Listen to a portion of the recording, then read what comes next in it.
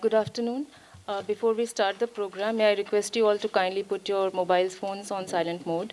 Excellencies, distinguished guests, ladies and gentlemen, on behalf of the Indian Council of World Affairs, it is my pleasure to welcome you all for the roundtable discussion on the occasion of IORA Day. The discussion is on the theme Unleashing the Blue Economy Potential in the Indian Ocean Region, Way Forward for the IORA. Allow me to brief you about the program. We shall begin the program with Additional Secretary ICWA, Ms. Nutan Kapoor Mahavar, delivering her welcome remarks. The discussion will be chaired by Ambassador Rajiv Bhatia, former DG ICWA and former Ambassador of India. Thereafter, Professor S.K. Mohanty, Professor RIS, will deliver remarks as the lead speaker for the session, which will be followed by remarks by discussants, Dr. Sulagna Chattopadhyay, Editor, Geography and U, and President SaGAA, Dr. Jessica Fraser, Senior Lecturer at the Nelson Mandela University, South Africa, and Admiral Jayantha Perera, former Chief of Navy, Sri Lanka Navy. The discussion will be followed by a brief question and answer session moderated by the chair. May I now invite Ms. Nutan Kapoor Mahavar, ASICWA, to deliver welcome remarks. Thank you, Pragya. Distinguished chair, experts, and scholars. Blue economy is one of the key topics associated with the maritime domain. It covers wide expanse of activities related to oceans, seas, and coasts, extending from maritime trade, the naval industry, fisheries, marine technology and scientific research, to integrated coastal management, marine ecotourism, inland waterways, ocean-based renewable energy, port development, etc. Blue economy also aligns with the UN Agenda 2030 SDG 14 on life under sea, which emphasizes conserving and sustainably using the oceans, seas, and marine resources for sustainable development, which is the essence of blue economy.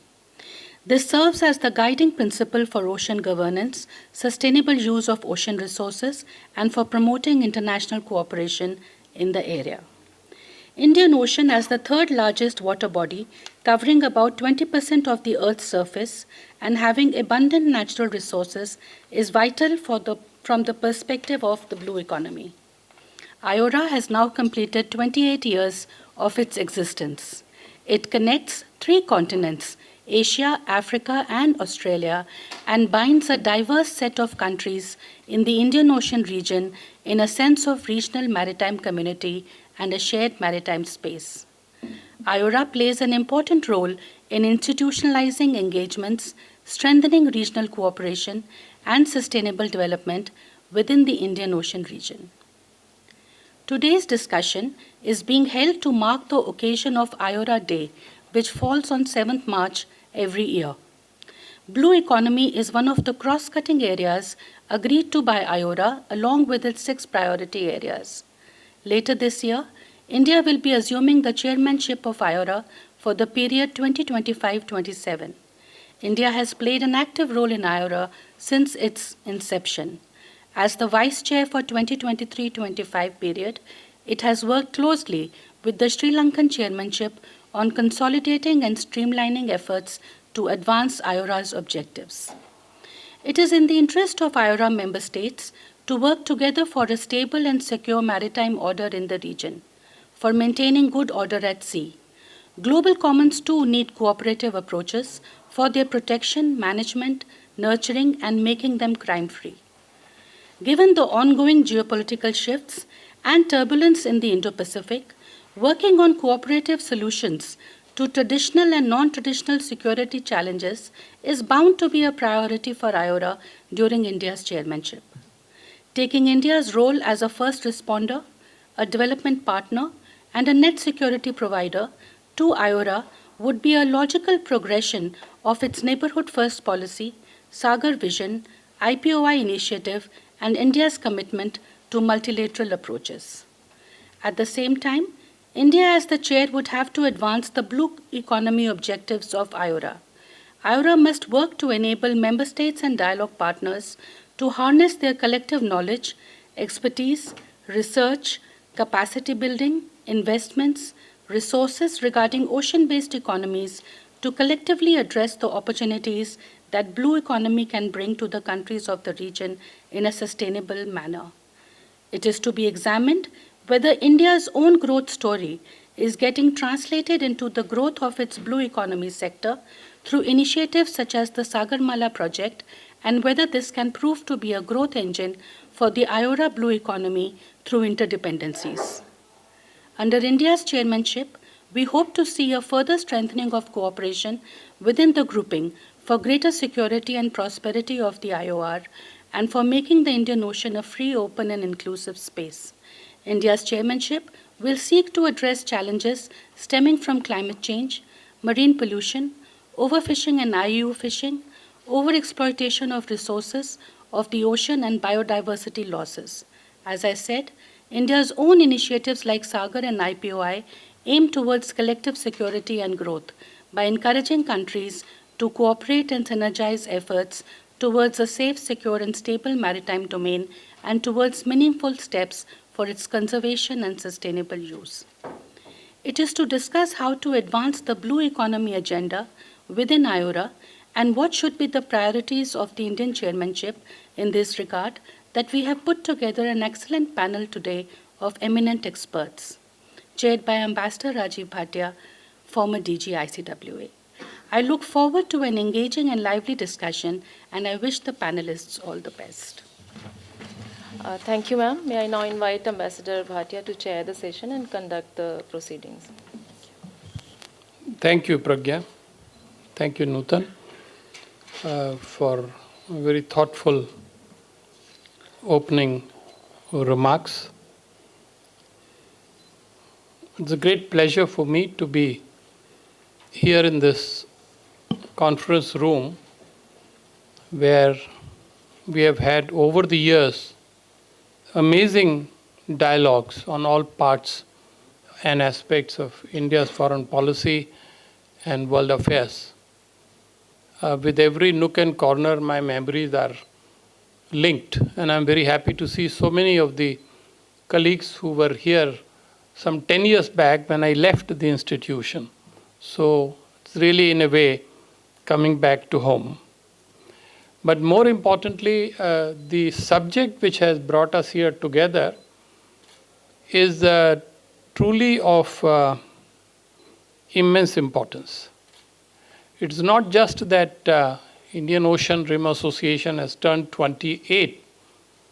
It's been an adult for the past 10 years, actually. But what is important is that the Indian Ocean is vital for India's interests.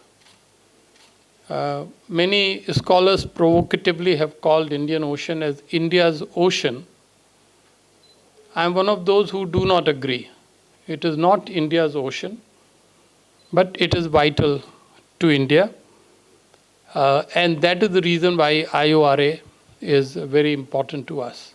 There is another reason why this association is very important to us, because the very idea of Indian Ocean Rim Association was born when President Nelson Mandela visited India back in 1995.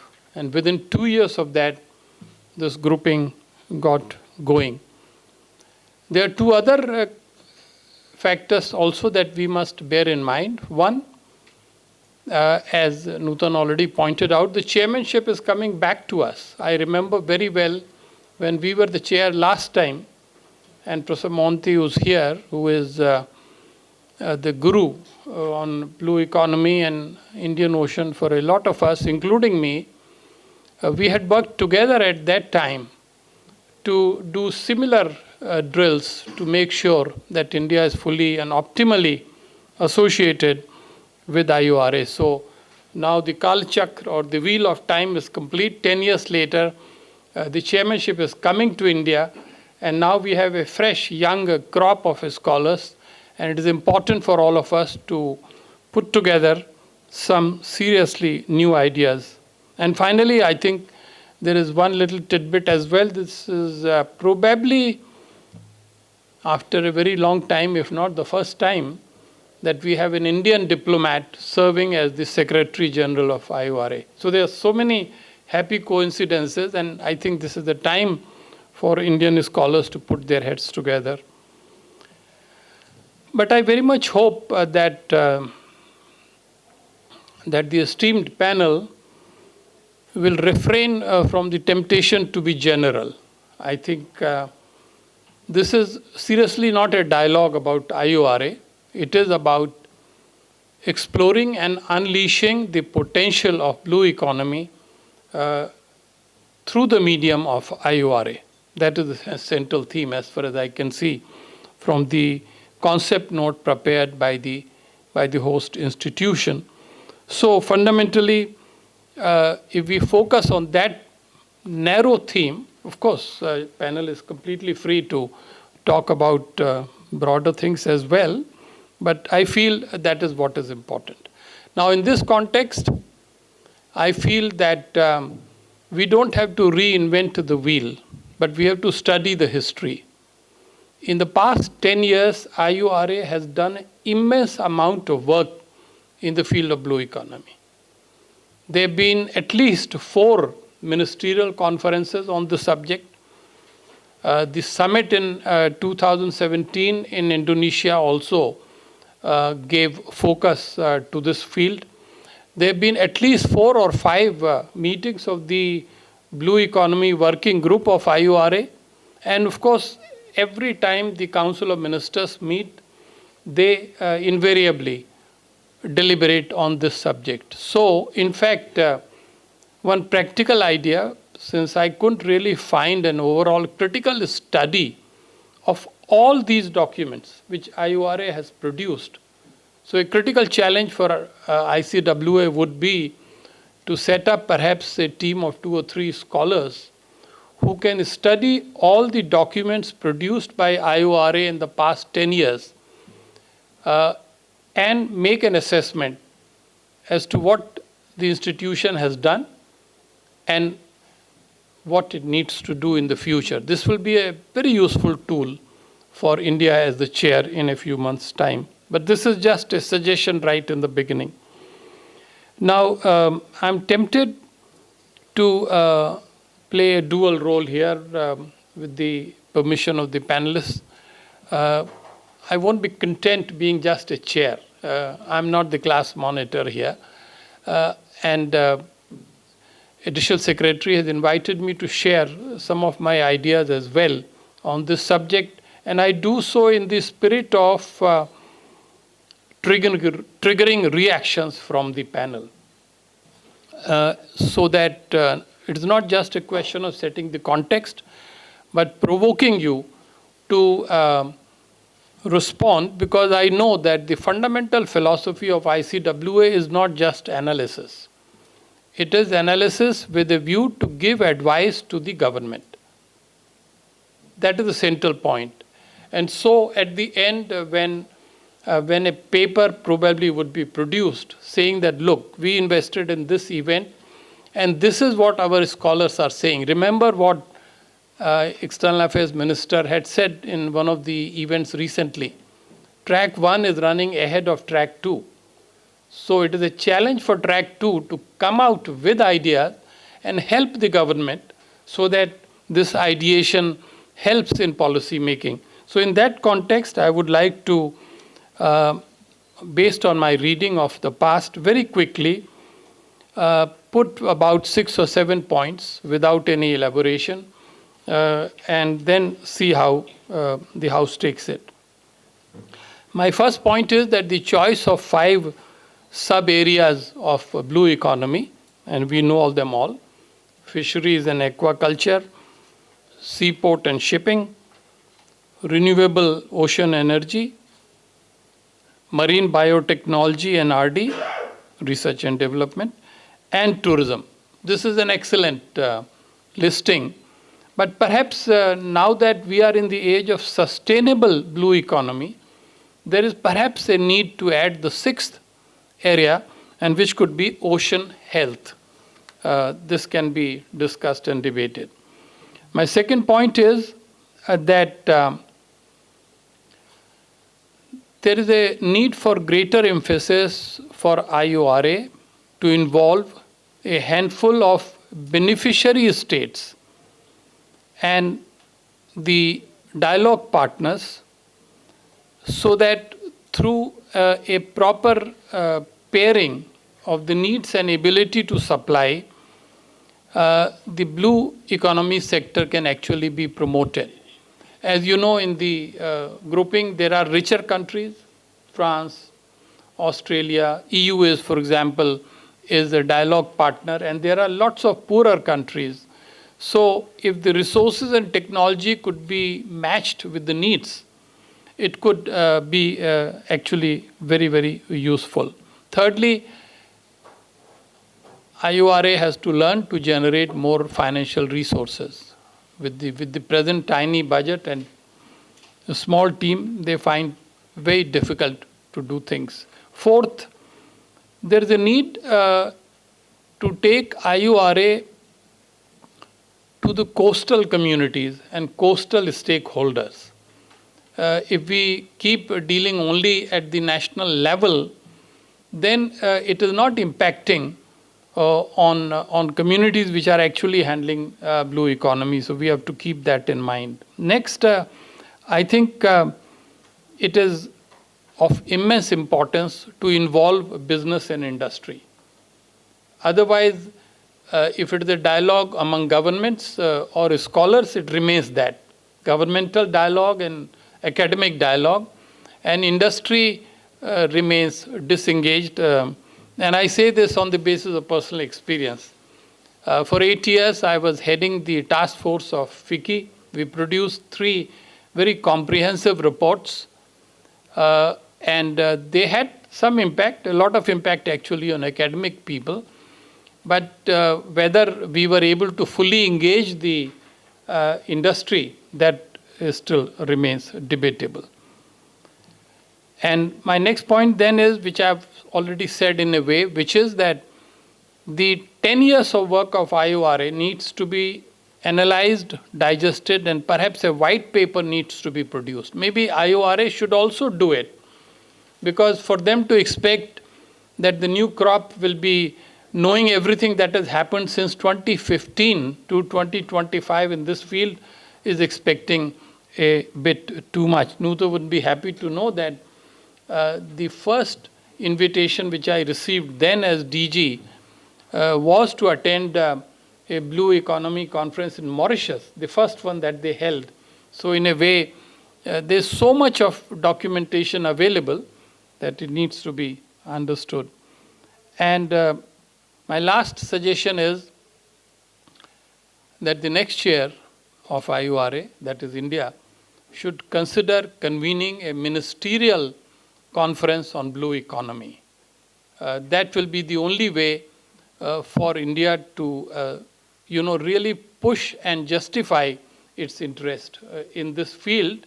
And all of us sitting in the room and many others who are not sitting in the room would be then in a very good position, and all our friends abroad would be in a good position to push forward the agenda of blue economy. My last point, this is a message for our own authorities here. If we really want to convince the world, and particularly IORA region, IORA family, that we are serious about blue economy, then I think it's very important for the government to announce its national blue economy policy. We were very close to doing this last year.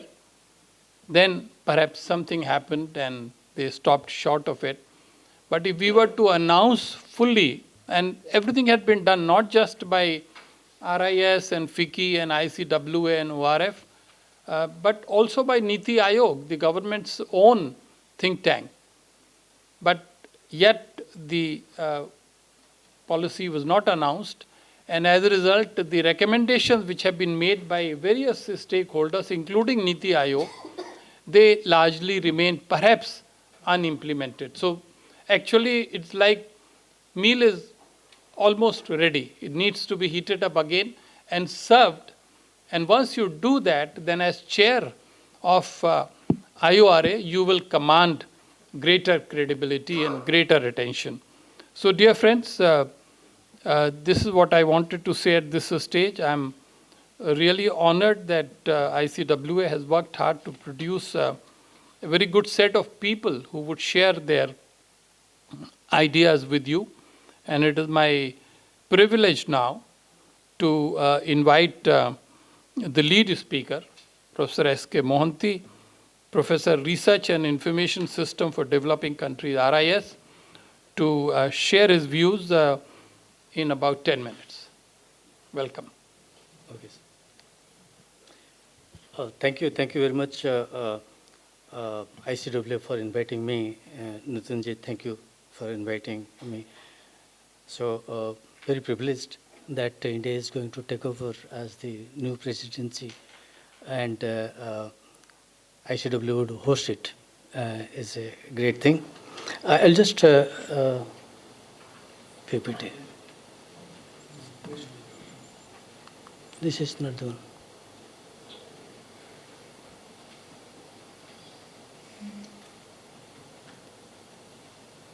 Yes.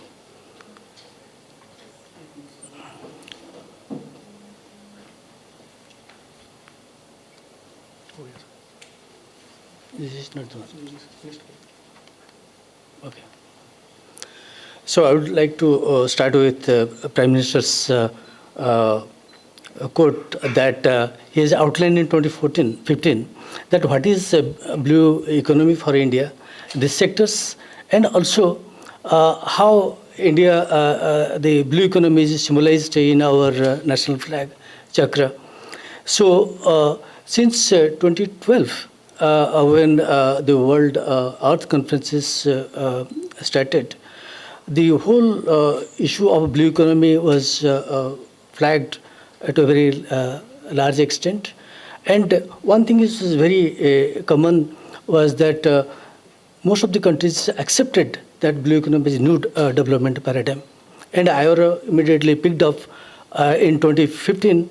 IORA, the first ministerial conference, started 17, and you said that several other things started. Now, the whole issue is that the blue economy is the future of most of the literal economies, in the sense that if we look at blue economy, it is not the only tourism sector or travel or transport sector, but the imprints of a blue economy can be seen in all major sectors, subsectors. So therefore, blue economy is present everywhere. So the important aspect is to track them and to find that what is their contribution, which globally people have been trying, that where are these imprints of blue economy in different sectors. So why it is important? It is important because of growth, investment, technology, huge potential for employment, and new concept is evolving around blue GDP, is blue trade. So blue trade is also going to contribute substantially to the whole economic activities in different little countries.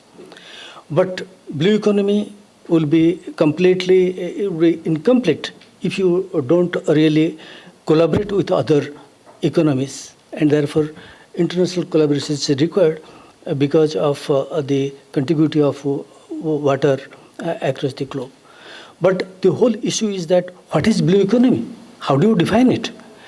The whole issue is that when you talk about ocean, activities in the ocean and ocean-related areas, the question is that what are those inputs that we get from the ocean and what are the output that is going to the ocean? And also, you have to look at the positive and the negative aspects. When you have positive activities, it creates wealth. So that is positive activity. But when you undertake certain activities, it can also have negative effects. For example, the pollution.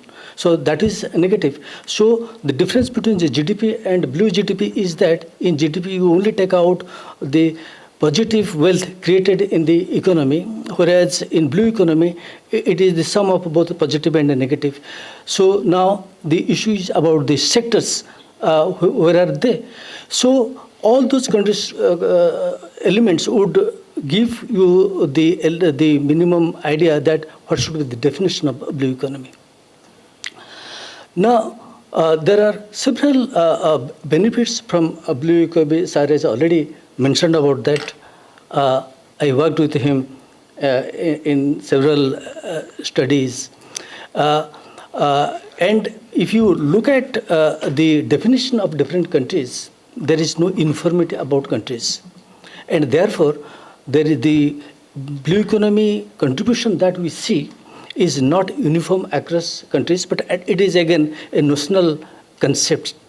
So there is no universal definition, but it's a fact that the contribution of blue economy is quite substantial in many countries, and if it is less, still it is more dynamic than the economic activities of different countries in other sectors. India has also defined what is blue economy. In the PMAC report in 2019,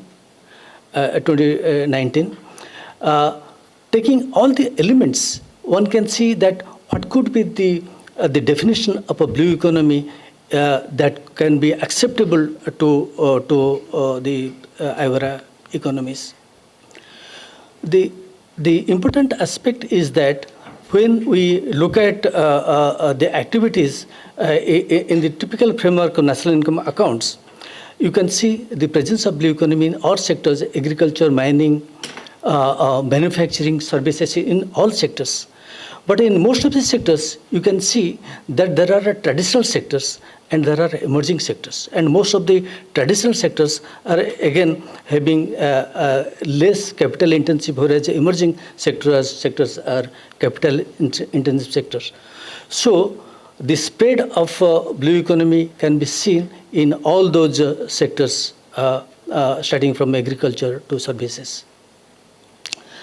We have identified that nearly more than 30 ministries in India are linked to blue economy somewhere or other. So taking so many ministries, then 7 states, union territories, and various other institutions like IWT and others, water bodies, can also be useful in terms of contributing to blue economy. But putting them together and extracting work from them is again a difficult task, and which is now given to earth sciences to undertake. Now, why GDP estimation is important? It is important because this would give you the growth trajectory of the economy, because it grows much faster than that of the general GDP growth of any economy, including that of India. And also it is more resilient during the time of any crisis, particularly pandemic or global recession. It was having some little bit of shocks, but it really emerged as very vibrant and came out of that kind of shocks as compared to general GDP shocks in different economies. And it can give you the structural assessment of different segments and also the regulatory framework to be developed, and all those issues are very important for the policymakers. It has got the capabilities to generate a huge employment, both in blue-collared and white-collared employment. Financial mechanisms are important, and estimation would give you that what should be the financial mechanism to undertake such activities, investment activities. So there are several important aspects which you can get from the blue economy accounting. For example, take the case of India, US, where the size of shipping sector and the repair sector is quite substantial. But nobody knows that the sectors like hotel and eating points are 5 times bigger than that of the shipping sector of the US. So it is only possible when you really estimate the contribution of blue economy in the different sectors. So though blue economy is a satellite account of the general GDP sector, but it is extremely difficult because of the complexities involved in this. Identification of sectors and further to industries and then specific to activities are quite tedious, and therefore only a few countries could really estimate the contribution of a blue economy based on the definitions they developed over the years. Now, look at India. This is the report by PMAC in 2019. When look at the growth rate of India's GDP and the blue economy GDP, blue economy GDP was really depressed in 2014, but immediately bounced back and became much higher than that of the overall GDP of India. It went up to more than double-digit figures in subsequent years. So it is not only a very high growth potential in the sector, but it is highly resilient also, so it is very important. In many countries, it is very small, maybe 2%. In India's case, it is 4%, but it is quite substantial in terms of its contribution. So only 4 different countries and organizations like US, China, and OECD could estimate the blue economy accounting every year. And that technique we really developed in India to estimate the blue economy. And we can see how in the primary sector at present it is very important. At present in 2023-24, the total GDP contribution is around $156 billion. So it is quite substantial. The other aspect is about blue trade, which is really quite substantial and growing fast over the years. Even during the period of global recession, it started growing globally. This is the global figure. We try to estimate for 169 countries for the period 2002 to 22. And at one point of time, in 2013, the overall blue trade of the global economy reached $3.2 trillion, although it has come down substantially in subsequent years because of the pressure of the recession, but it is quite substantial. But I would like to show you that how it really benefited India. If you look at the trade in goods and the trade in services, India is perennially a trade deficit economy in goods, but in blue economy, it is consistently having trade surplus in trade blue goods and also blue services.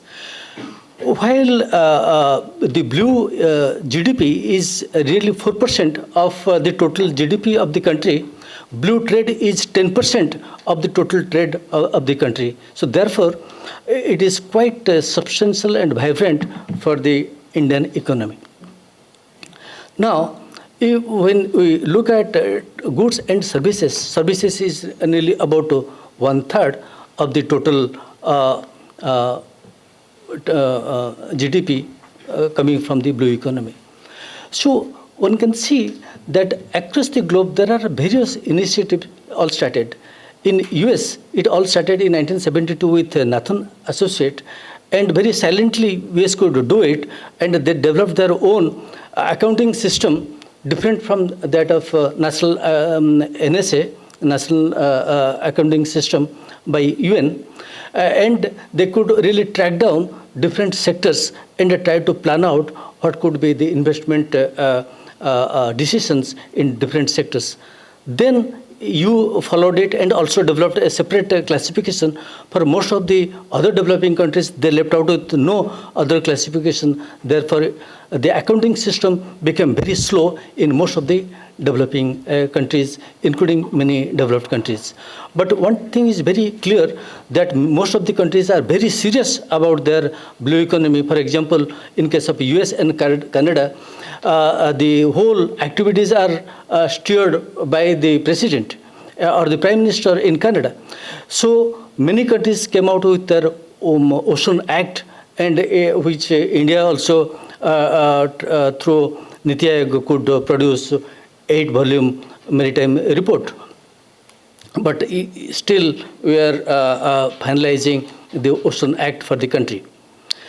Now, coming to IORA, I think there are many sectors where we can see there is a need for technology-driven activities, and some of them are really outlined here through different studies. Coming to IORA, fishery sector, it is one of the most important sector. I think we submitted a report to IORA some time back. There we tried to see that after US, EU, and Japan, there are 3 major markets of fisheries. IORA is emerging as a new market for the world economy. And the region is very important both from the point of view of imports and exports. Regional value chain in fishery sector is very much intense with different regional economies. And therefore, we should develop fishery management regulatory way of handling the fishery sector to really deal with migratory fish in different regions, starting from Southeast Asia to Africa. For that, we should also develop food standards and certifications for exports. Now, coming to energy, we have already identified there are nearly 9 renewable energies and 2 non-renewable sources. If we look at the production system of the world economy in terms of oil, we produce nearly 80 million barrels of oil every day. But through ocean energy, what is next wastage of resources, it is 180 billion barrels of oil. So if you really tap the energy sources from the ocean sector, I think you don't need anything from any other sources from the on-land sources. Now, the energy policy in the country is in a very nascent stage. I think we have to develop it. Of course, such policies are very mature in the north and countries like China and South Korea. But still, we are really lagging behind. In oil and gas, we could really do something, and also the renewable purchase obligations really helped in terms of developing OTEC energy in the country. But we have to go a long way in terms of addressing the energy issue. The marine manufacturing sector is also quite substantial. And we are yet to tap any of them, sir, what the question you have mentioned. Sustainable development goal is important, and most of the countries are striving for that. But one thing is very sure, that if we really fully achieve SDG 14, still we are not tapping the whole requirement of the blue economy. It is just a tip of the iceberg. You have to do much more than what all mentioned under SDG 14. Marine special planning is also very important aspect, and already many experimental projects are there in India, but still we are in a very nascent stage. So the challenges in the blue economy sectors are many. The administrative part is very important, the way I discussed earlier. Technology creation is very important. The difference between developed and developing country is not that significant, particularly in the ocean sector. So therefore, we are a pioneer in several areas, and we can really do indigenous development of technology creation, and you can collaborate. Similarly, we should also engage with our dialogue partner, which we have not really engaged with them seriously. And we have to deal with the commercial arms within the region, so that whatever output we produce, we can really successful trade and can generate resources for further investment in R&D. So the The challenge is within the region is framework of estimation of blue economy.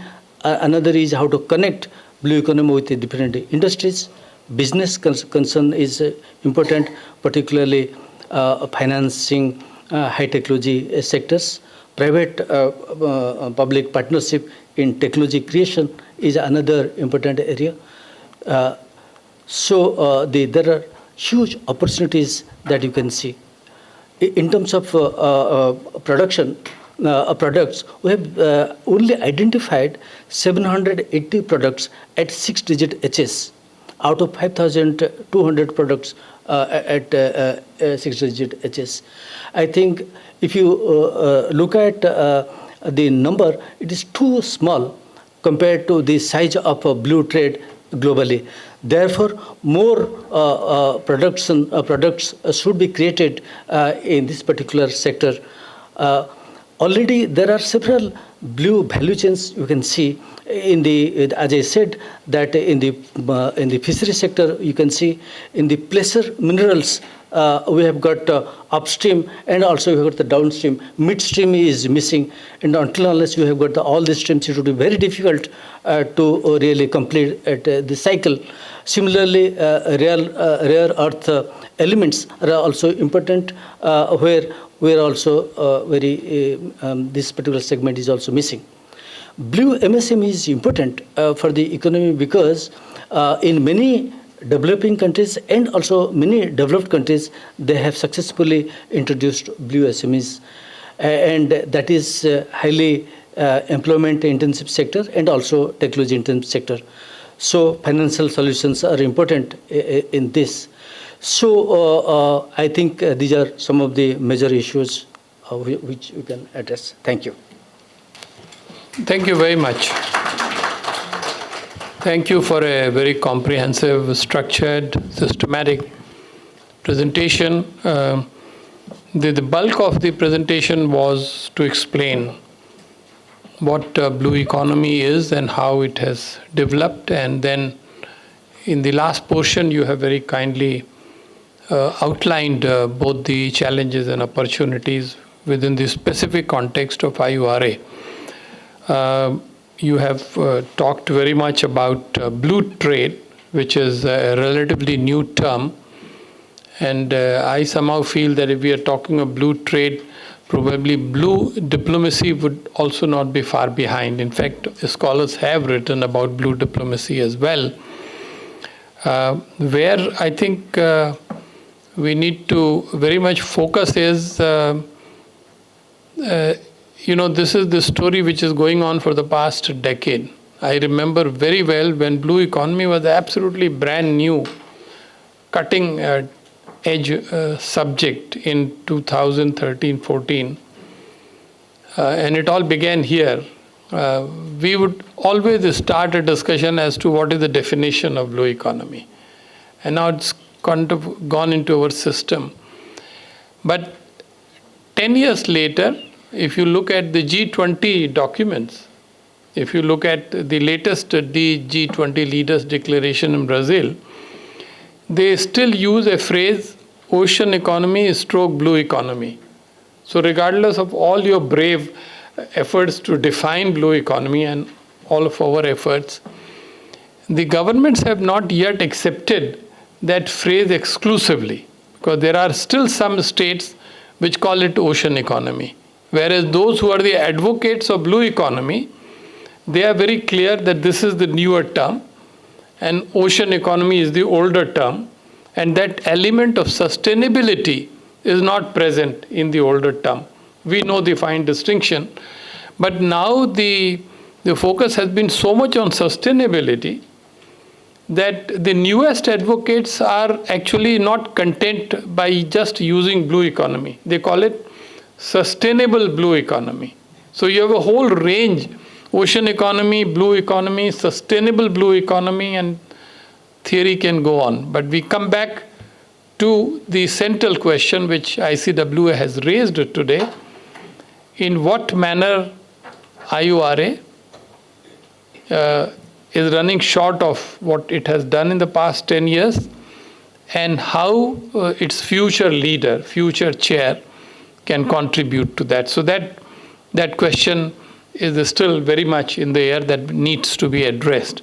I'm very happy that now we will turn to the Discussants, and in that context, let me invite Dr. Sulagna Chattopadhyay, Editor-in-Chief, Geography and U, President of SaGAA, and Secretary General, Lights, to take the floor and share her perspectives with us. Thank you. And, thank you, Ambassador, and congratulations on the chairship of IORA to come recently. Now, today, what I'm going to talk about is like,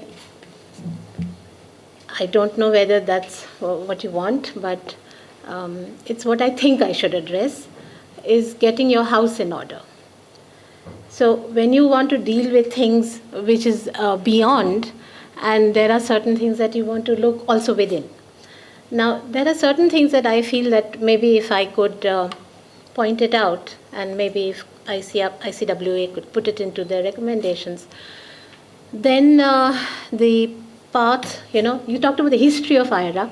I want to talk about the history of this country in starting oceanic work, actually. So we are working on a book with the Ministry of Earth Sciences, which is on Antarctic. And interestingly, Antarctic also has oceanic origins. We went to Antarctic through all the Southern Ocean and all that, drama of ships being tossed about and all of that. So DOD came after that. So before that, we have something which is also ongoing now, which is the IIOE. I'm sure all of the IIOE experiment. It was a multi-country experiment, and it was in the 1960s. And after 1960s, NIO, which is the National Institute of Oceanography, got established in Goa. And then 1980s, we have the idea coming up to go to Antarctic, Indira Gandhi's idea that we need to go. There was a lot of other things, but they decided that now is the time. And because there was this talk about minerals in Antarctic. So obviously India didn't want to be left out. So Indira Gandhi it was a secret mission called Operation Gangotri, and it was sent to Antarctic. After they came back in 1982, DOD was established around that time, or some overlapping months. So DOD is Department of Ocean Development. And you already had NIO, which was National Institute of Oceanography. This was a parallel organization that came in. And today you see, NIO is where it is, although it began with an oceanic front. And MOES has coalesced a lot of things and expanded, also having ocean as part of its mandate, but the science of it. So I want to examine that. What is it then in the blue economy? It's what is the role that we are seeing, envisaging? Where are the interfaces, and where do small island nations, because they are very strategically important for us, and we have seen a lot of work in this area also. We've seen exercises, naval exercises that are happening also. So we need to take a kind of overview of where we are, and then from there, some ideas for IORA. So quickly, I have talked about DOD and NIO, how it came about. Now, somewhere I think this is we have a son-daughter approach. Son is land and daughter is oceans. We always have this, land is very precious. So now suddenly Arctic is very precious because, ice is melting, more land can be seen, so jo dikta hai, wo bikta hai, bhago. But the oceans have always been with us. But somehow the ocean has eluded this, son-daughter preference. So NIO and DOD starting point. And now MOES having the Arctic and having an Arctic policy. And now, of course, this policy also rests with the MOES, which is still in a draft stage. It has a large number of scientific components, but one that is missing is hazards. and early warning systems. It is not there in blue economy, and I'd like to, maybe sometime we'd like to discuss why hazard is not part of blue economy also, because there's a lot of network around it. You need warning systems, you need a lot of science. We already have that science, and that should also be augmented, but that is not really talked about in the blue economy. So MOES has already got advisories and things like that with inquiries. So while it's heartening to see that we have a science-led draft policy pending for 5-ish years, but whether we can get out of this oceanic apathy that we have to wait and watch. Now, 7 priority areas, of which 3 are directly science and technology. So you have coastal and marine spatial planning, which he already mentioned. We have some experimental work from NSES. A lot needs to be done. It's an expensive proposition, but still pending. Then we have marine fisheries. That's also like the migration, the amount. We have things like, issues of dwindling fish stocks. We have fish stocks moving polewards. This is all part of science. And then we have things like physical and chemical, biological processes, algal blooms. These are all part of science, which tells us that what is the ocean health, like you said. So ocean health is part of the scientific work which is ongoing, which is there, which is very much present in the domain. All we need to do is put it together, coalesce it, and bring it forward into other domains. So there is basically a silo, and those silos have to be broken. And so there's coral reef bleaching, there's degraded mangroves. This is all mangroves. These are all related to so many things. Mangroves are nurseries for fish. Now, if you destroy mangroves, your wild catch of several varieties are gone. And then there's heavy rains, there's cyclones, there's tsunamis. There's all of this are all under the scientific domain. They are all there for us to just take out and build on. What is there not to build on? What science still has to go some way with. For example, we are doing the Matsya, which is the 6,000 meter deep manned ocean vessel, which will go down into the sea for minerals, ocean minerals. So it's going to mine ocean minerals. You have ROVs, which are these remotely operated vehicles, which will crawl on the ocean floor and take out minerals for you. So these are the technologies we are trying. There's still a long way to go in all of that. It's just in conceptual stage right now. And energy from gas hydrates, offshore wind, OTEC, these are so many technologies so this is all part of blue economy where science has a forefront and it can hold these things together and disseminate this information. Now the next 2 topics. Logistic infrastructure, manufacturing, trade technology, and skill development. Now this is the domain of some other set of people. Another set of multi-skilled people in which, and again I'll come to the next, other 2 more very important is ocean governance, security, and strategic dimensions. Now these, if you combine them, they are not scientific. And definitely advocacy cannot be the domain, it's the domain of diplomats.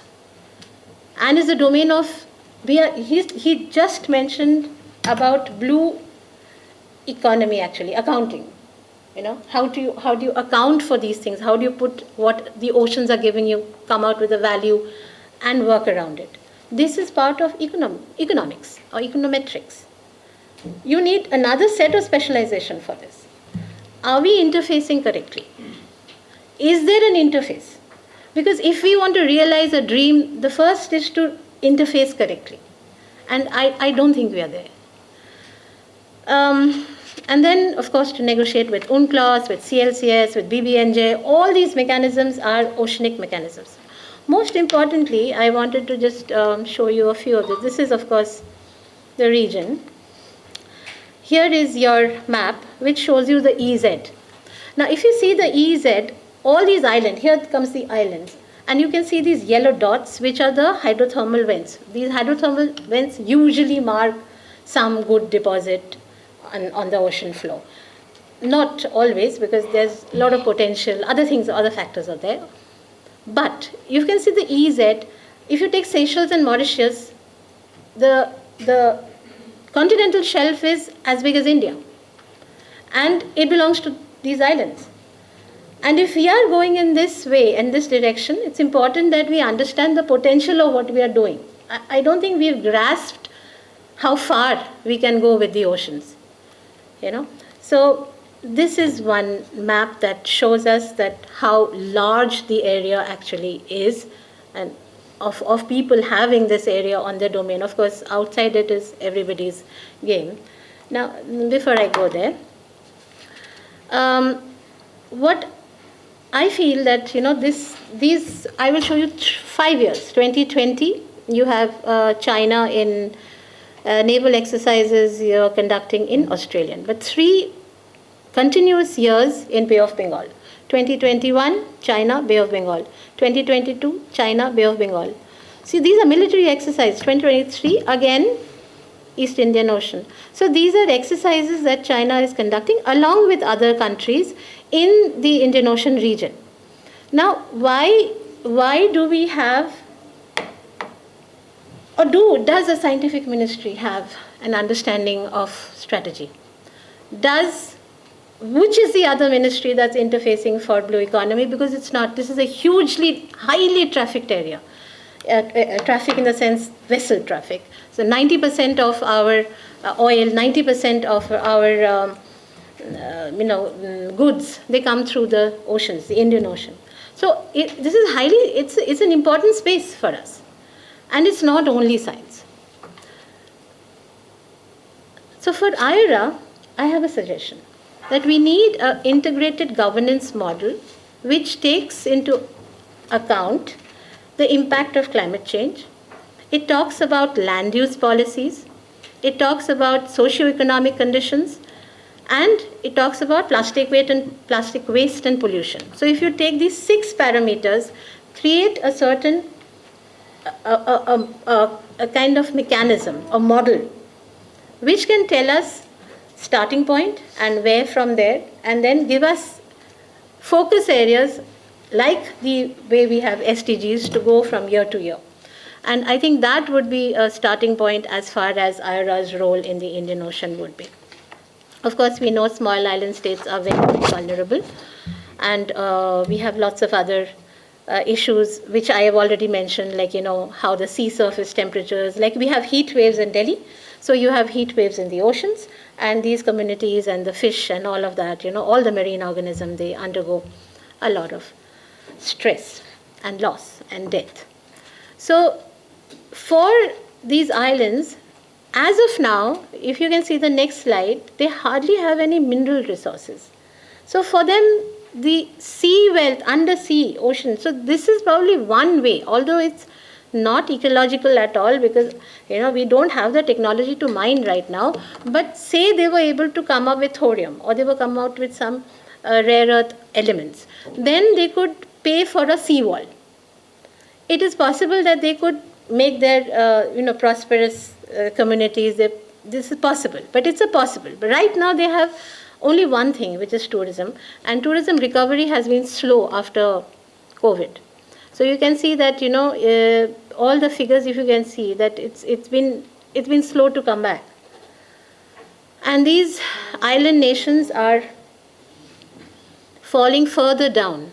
And what that does is opens island nations up to strategies of other countries. Because the moment you are in a situation where you have to give up certain things, whether it's land, whether it's any kind of, if tourism is not working, your hotels are not running, when somebody comes and offers you infrastructure, you would want to take that up. So those things have to be understood, that the more impoverished these islands get, the more they are the place for drugs, for IUU, for piracy, for terrorism, and for all the other problems that we are seeing in the western part of our Indian Ocean. That is why these islands are extremely important. This is fisheries. We can see that tuna is their prime, which is most marketable resource. But if you compare it to India, like it's really nothing. It's just a drop. Mauritius has a lot of intervention. Our Prime Minister went earlier this month also.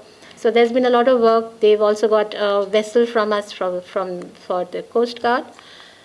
And in the end, I would like to just sum up by saying that blue diplomacy indeed is required, like you said. But an interdisciplinary nature of a structured interdisciplinary nature of blue economy is imperative if it has to work. Thank you.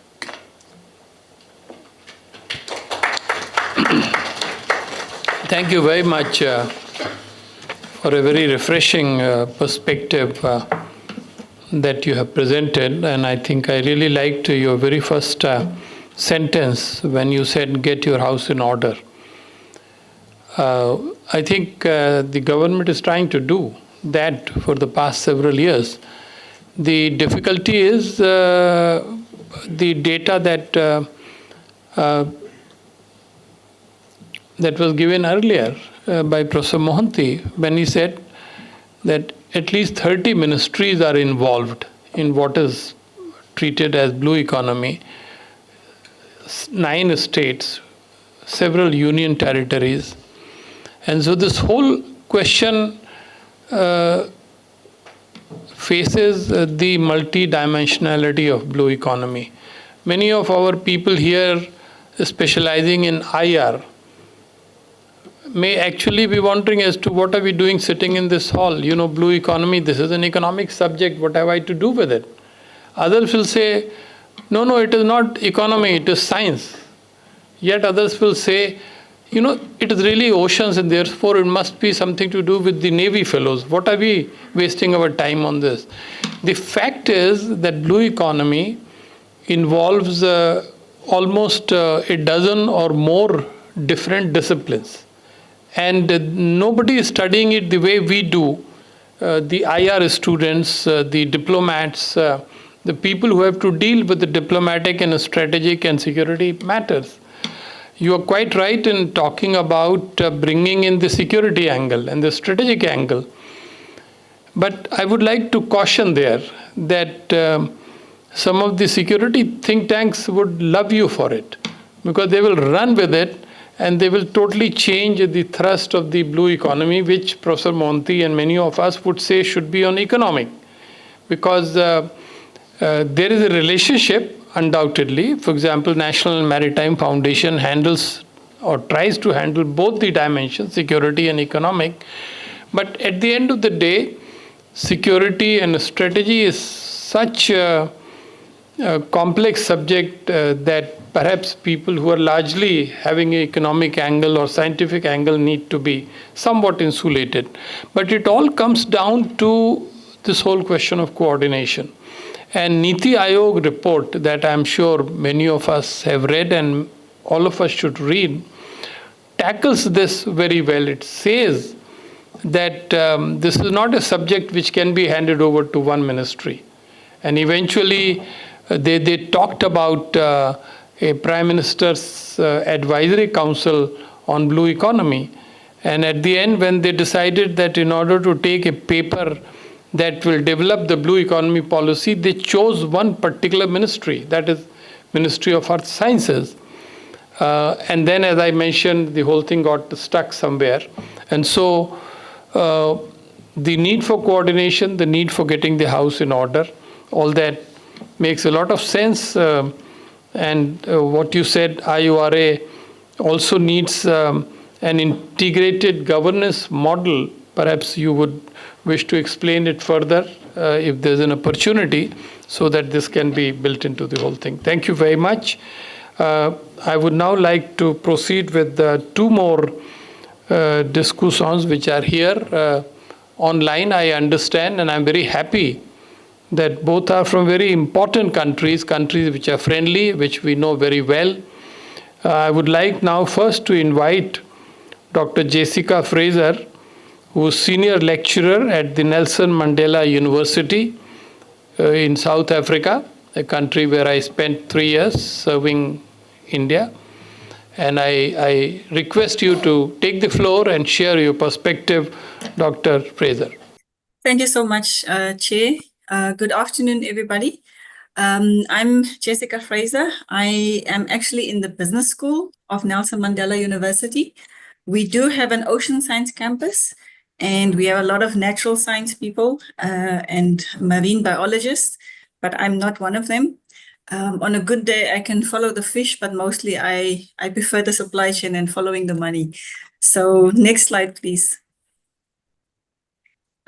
So my flow of my conversation for ease of use will just follow the IORA website's definitions of the different categories of what the blue economy is. And I will also refer only to the recent events from South Africa's perspective, which is more or less when I joined the Nelson Mandela University in 2014. So I'm as fresh as my sharing of knowledge, because I saw our colleagues and our government start up this blue economy focus, and I've seen it grow. Next slide, please. Okay, starting off with fisheries and aquaculture. Historically speaking, we were doing very well with the fishing side of things. We are very well known for our hake, the pelagic fish that we can export, also for abalone and tuna. We have so much of natural resources that we don't even bother to bring fish onto land. We just send it to Mauritius and Seychelles, and then it comes back in a little can of tuna. So there's obviously still room for improvement for us for creating our own opportunities and our own jobs. But we all know that there's a risk factor of a shortage or scarcity of fish in its natural habitat. And though we have seasonal seasons and permits that allow the fish stocks to recover, we obviously had to start focusing on what the possibilities were for aquaculture. So if you can imagine that you're dealing with a country where we have a lot of different alternative sources of protein, fish is something that's a bit of a luxury item. And then talking about farming fish is also something that is not a part of the South African culture.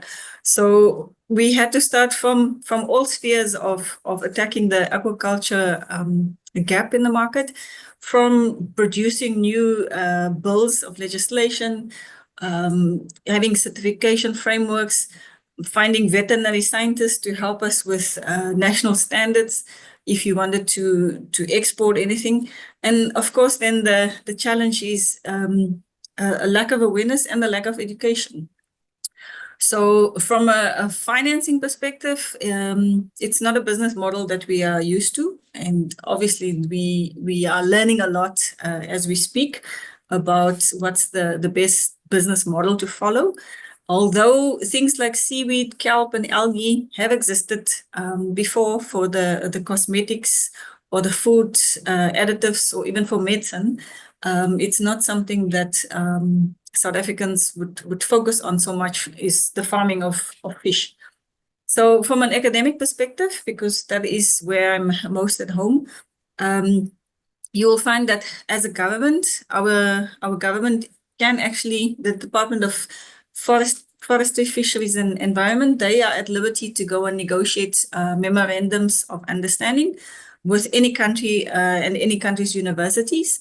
And they would then bring back the technology and the knowledge and share it with the South African people.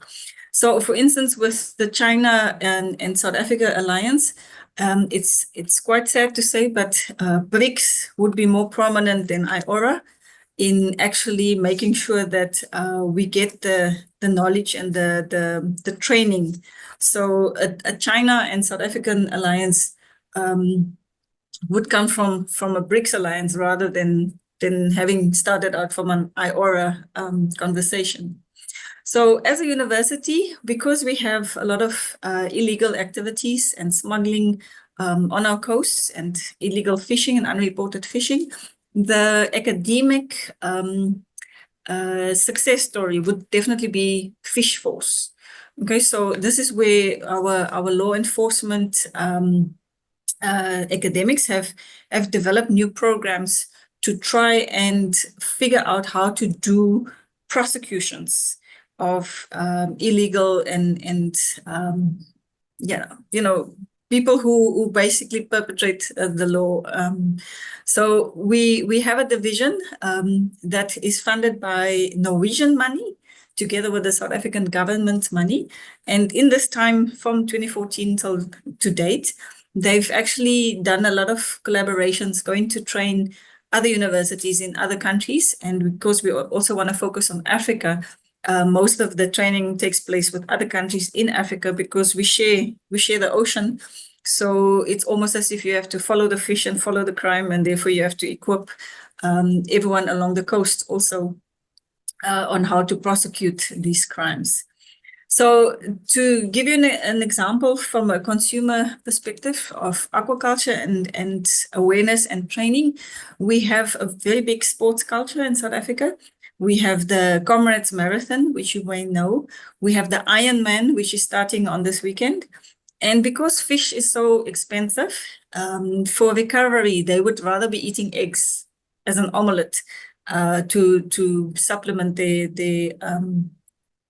their recovery after doing all of this training and the sports. And really poor people, some of my friends are really poor people also, they would say we would rather use peanut butter after engaging in all of these marathons because fish really is a luxury item for anyone's menu. Thank you. Move on.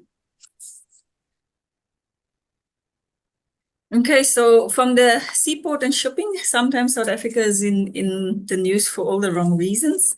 But just to give you an indication, I am based in Port Elizabeth, which is in the Southern Sea, still Indian Ocean. And because of bad reports from the World Bank or from coming in last or second last on the competitive scale, there's been a renewed focus on us needing to upgrade our infrastructure, making sure that we identify, even from a climate change perspective, where the port operations are being disrupted. Obviously, with geopolitics and the passage of vessels, we also had to upscale in terms of dealing with the increases in traffic. So although from a shipping and boat building perspective, we do well with luxury yachts and small shipyards, we still have to focus on getting more business in from the repairs perspective or from expanding our dry docks and our facilities in that sense. Next slide, please. So, like I said, we have an ocean science campus. So everything underneath the ocean is very active and very well known. Our academics have won awards for their research of identifying species that people thought were extinct. There's a lot of money and a lot of sponsorship going into studying things underneath the ocean. From a marine engineering and energy perspective, there's still a lot that needs to be done also. But on the conservation side, we are also very good with saving things. On land, it'll be the rhino and the elephants. And obviously in the oceans, it'll be the seals, the penguins, the whales, you name it. We would have a lot of documentaries being filmed with the experts that we have on the oceans for things that live in the ocean, all of the biodiversity. Okay, also with cleanup and oil spills, we are good with that. But surprisingly, South Africa has been doing well also, obviously, with the fact that we have very rough seas in actually rescuing vessels that are at peril at sea. Next slide, please. So from a tourism perspective, I know that from the IORA perspective, there's been a lot of conferences and dialogues and workshops to try and boost the tourism initiatives. And from our perspective, we having a good cruising season. We have strange sights like 3 or 4 cruise ships parked at the same time at the port, which is good from a foreign exchange earning perspective.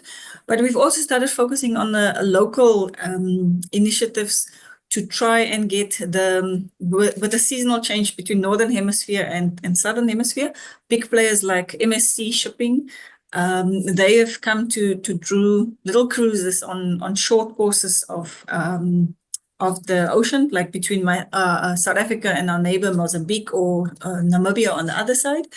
So the locals, you would find it's the Generation X, the people who have disposable income and are now retiring, but also millennials who don't like the geopolitics of going to visit other countries. So for them, it's enough just to be on a cruise tour and interact more with people in that way. Next slide, please. So if we talk about how IORA can stay involved a little bit more, is maybe just to not focus only on IORA initiatives. For instance, this conference that we'll be having in May will include AMD, which is Aviation Maritime Defense. It'll include the Navy, South African Navy, and it'll start including the industry side of things also, like Yamaha would be one of the sponsors from a Japanese perspective. So it's important that for IORA to be a lot more visible. I know it's expensive to travel, which is why I appreciate the fact that I can be part of your discussion and learn so much about India, virtually speaking. But it's important, like the speakers before me has said, that we can't just keep it as diplomatic gatherings. We can't be polite about dealing with the quality of life both above and below the ocean. So thank you so much for inviting me, and that is my story. Yeah. Thank you very much for a very useful presentation, Dr. Fraser. I think you have brought in the scientific dimensions, and at the same time you have come back again and again to IORA and what it really can do in terms of promoting various blue economy sectors that you have mentioned. As you know, South Africa was the chair when perhaps the first Blue Economy Working Group meetings began. And in that context, South Africa has had a very good role to play, even though, as you mentioned, now the country is facing quite a few practical difficulties or challenges in terms of these sectors. But thank you very much for sharing your views, and you have enriched the dialogue here. Friends, now in the end, I come to the last discussion, and this is from our own friendly country, Sri Lanka. And I invite Admiral Jayantha Perera, former Chief of Sri Lanka Navy, to share his views and perspective with us. Over to you, Admiral. Thank you, Chair, for kind introduction. And though the Sri Lanka is the current chairman, I am actually not part of that. These are all my personal views. Thank you for kind introduction. And today I'm thanking the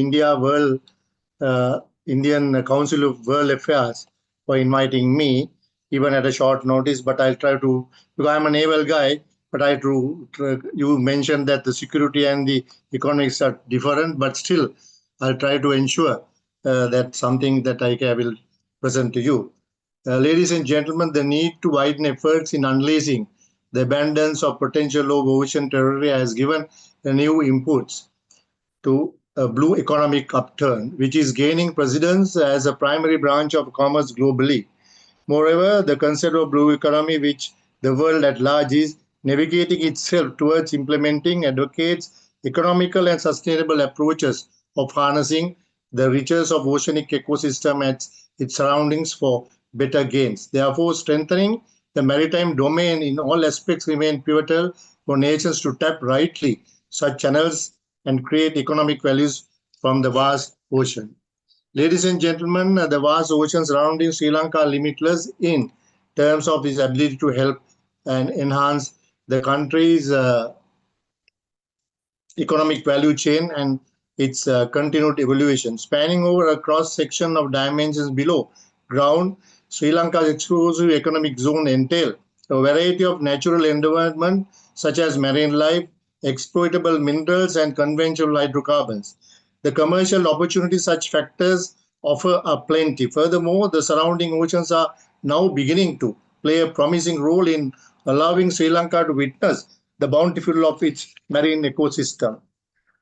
From sustaining a coastal livelihood, which many coastal communities are heavily dependent on at present, Sri Lanka offshore region have also been able to support numerous climate change initiatives and adapt tourism-driven recreational approaches, which the nation is now initiating efforts to capitalize on for driving better gains. While the oceans generate an annual turnover between three uh, $3 trillion and $6 trillion globally based on the United Nations estimates.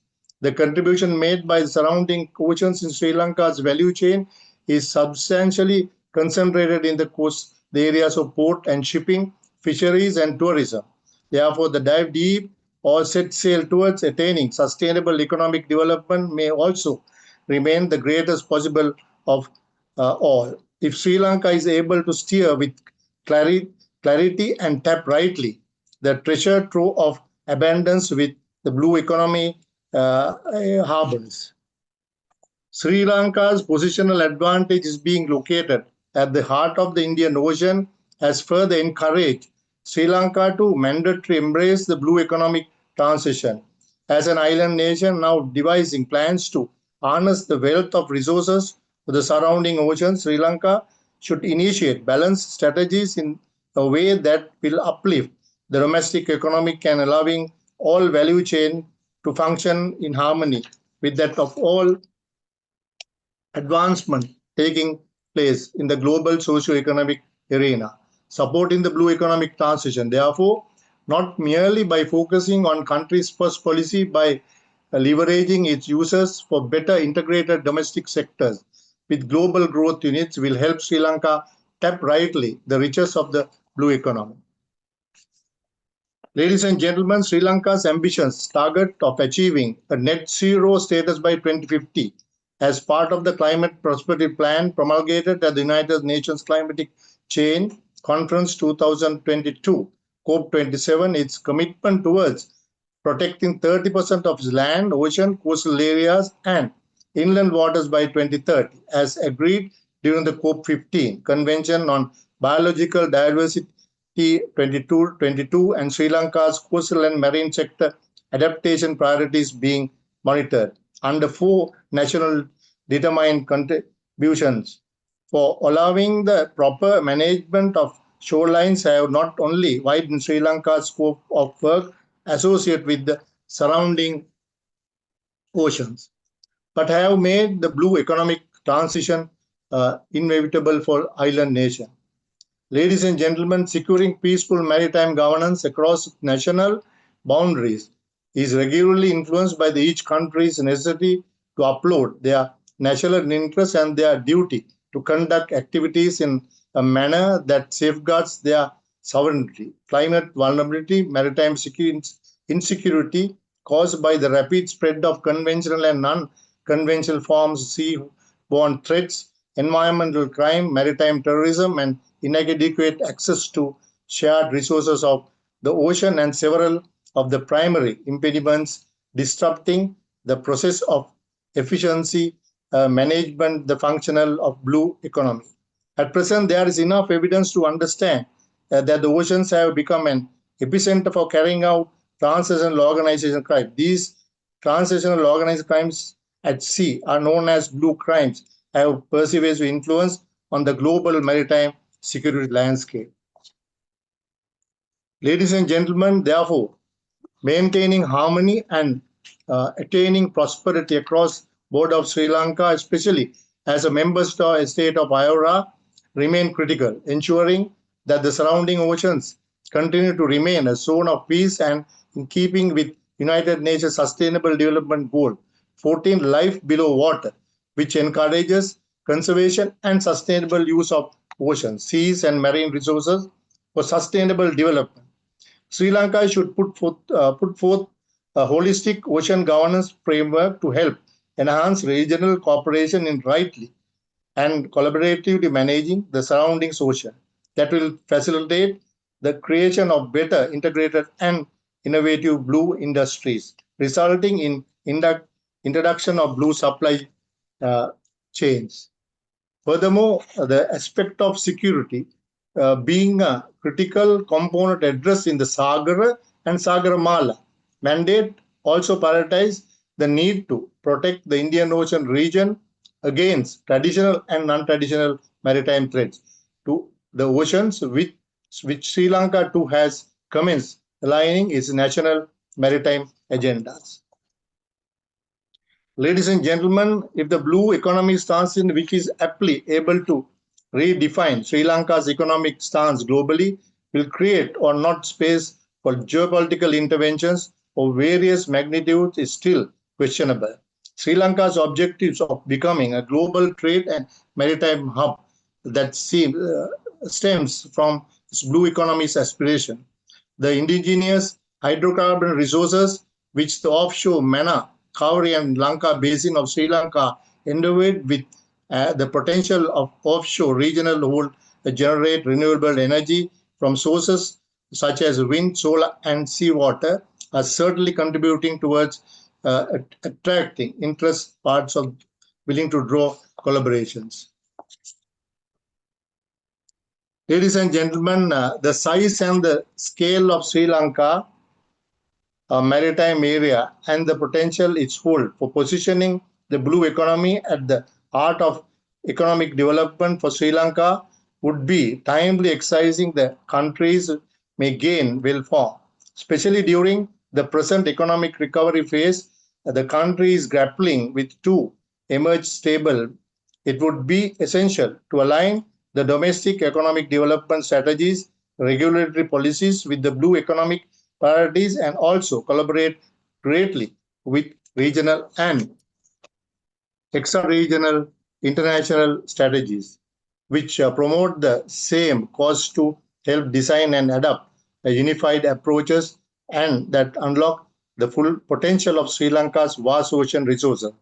Most importantly, proposing modes of restructuring the regional maritime security architecture and strengthening channels of building maritime diplomacy would be point of concern in realizing all blue economic objectives. However, if Sri Lanka can navigate this transition rightly, it may be certainly become springboard in making Sri Lanka trailblazer in sustaining economic development. Thank you very much.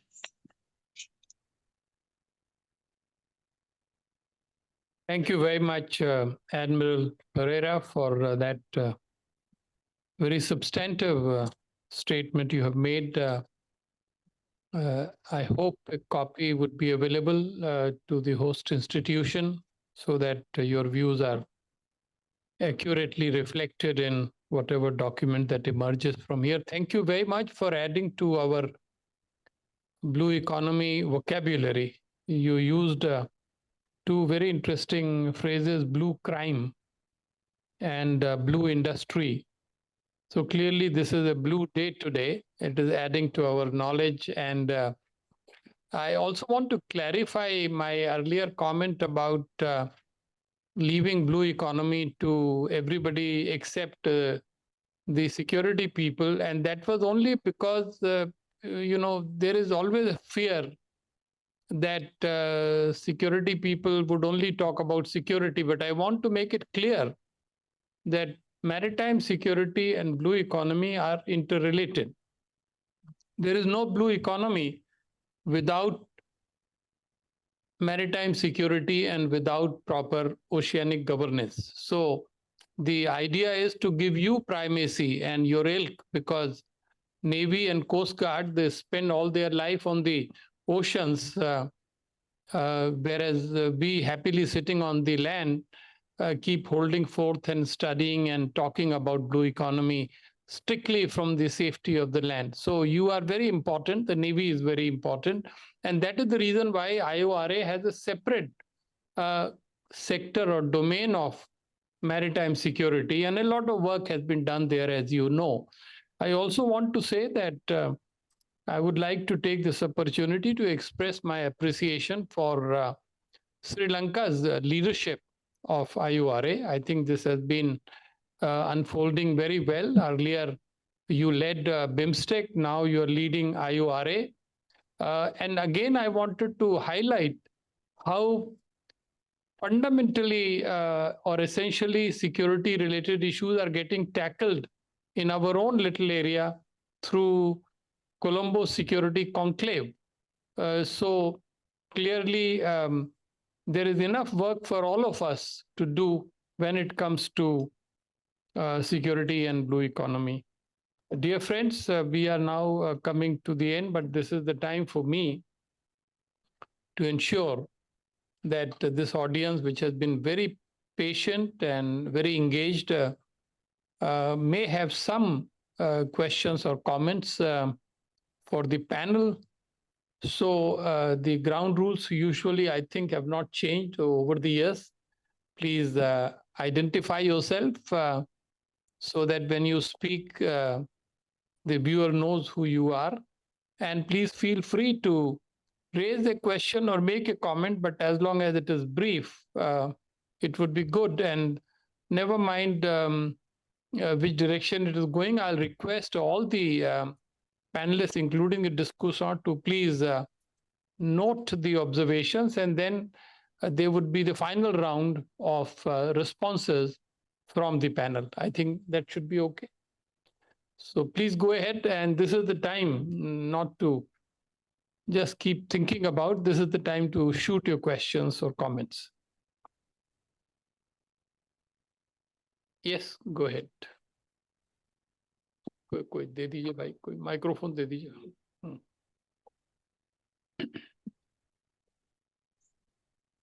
Thank you, panelists, for an extremely insightful discussion. I'm Dr. Chabi Vashish from Chintan Research Foundation. I have two questions which can be answered by anyone. One on this Modi's visit in Mauritius. He talked about shifting the focus of Sagar to Mahasagar. Do you look at it just as mere enlargement or broadening of the idea, or do you really see implementation being done on that policy or initiative? Actually, it's not a policy, it's an initiative.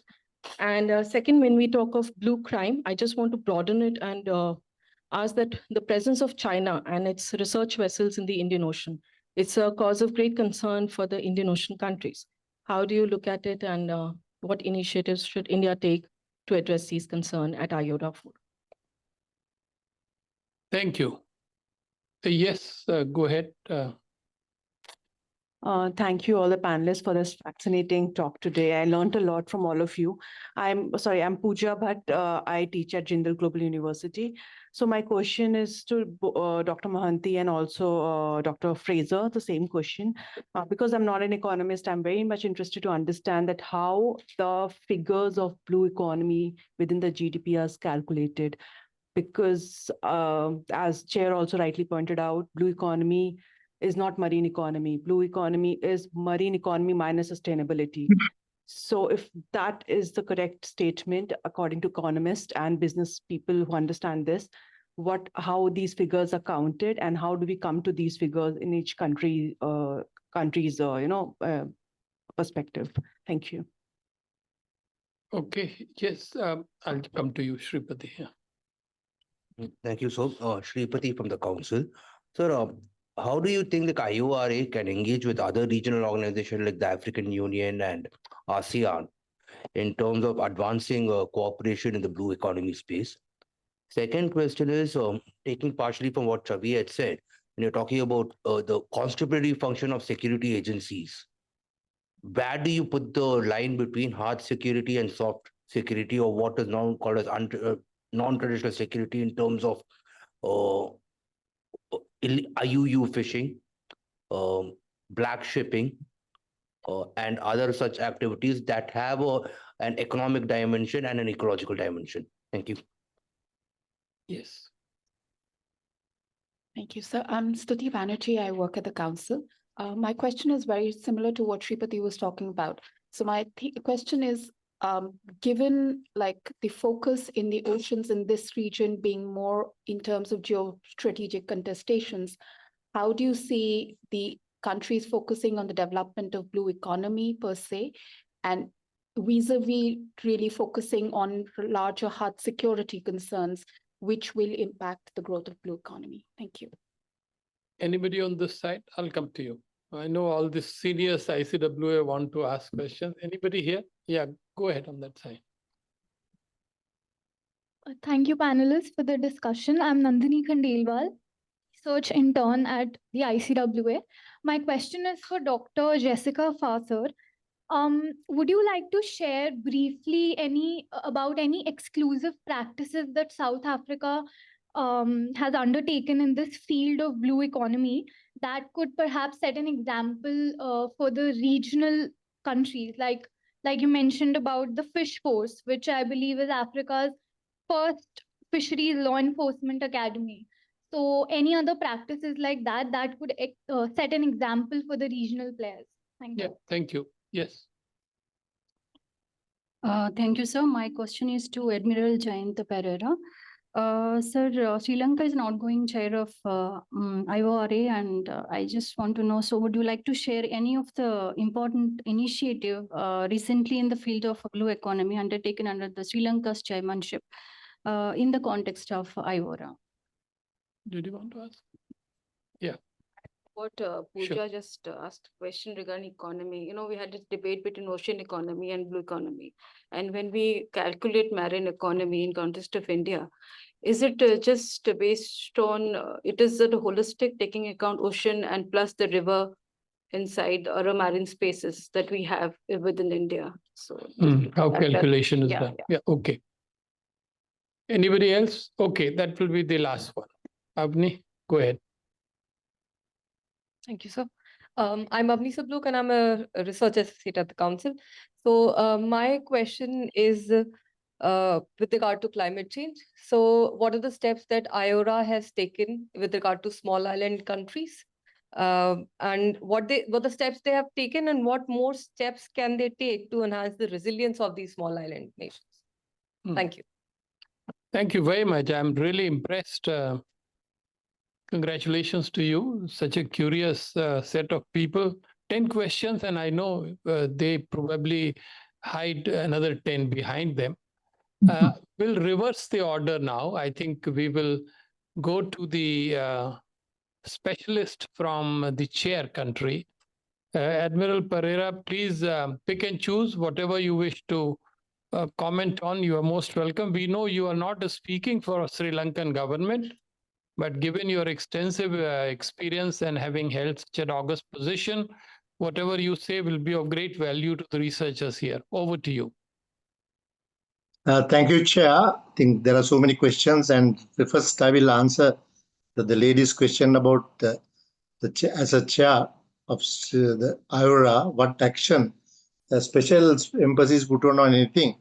But I have actually checked before I get into this seminar, what really happened. Normally, now this is not the first time, this is the second time that we became the chairperson of IORA in 2004 and in this year, and we are going to hand over it to the India. So what generally it has been doing extremely very well. We have continued what we have been doing earlier. So this is what I have, when we were the chairperson in 2004, a lot of activities have taken place. Now it's implementing, but the progress may be slow because India IORA is, as I don't have to explain, it is natural, it is not political, not Indo-Pacific. So generally, whatever the resources that we have to share, as President Nelson Mandela has mentioned, in 1995 when he visited, everybody they want to put in one platform.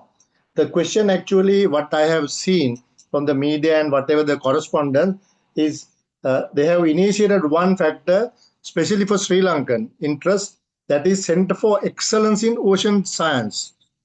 We are a seafaring country and we have established a ocean university because, if you take the seafaring, when you compare with other countries, even the landlocked countries, they have much more. We're venturing into very, very low. So that is one factor actually they have initiated, and we have established a ocean university. It was there, but here re-emphasis the requirement. That is one thing I hope, that will continue, and with the support of, especially with the other countries, especially with India. Another thing I want to ensure that the other questions came here relevant to us about the security factor. I was the Navy chief, and my contemporaries have a lot of interaction with the Indian Navy. I have trained much in India. Normally, in my book, The Owl Law of NDC, what they have written is there's Indian frequently visiting to Sri Lanka. I am more India. So that's what normally the security is very, very important. We do joint exercises like Colombo Conclave recently. Before that, it was established initially with Sri Lanka, India, and Maldives, and call it Dosti. So that is purely to dominate or to give security, good sharing of intelligence. That is in the IORA sector. So then it was, initially every other year we happen. Now it has now established as the Colombo Conclave, and also the Bangladesh also now member. And also I hope there are some discussions also going.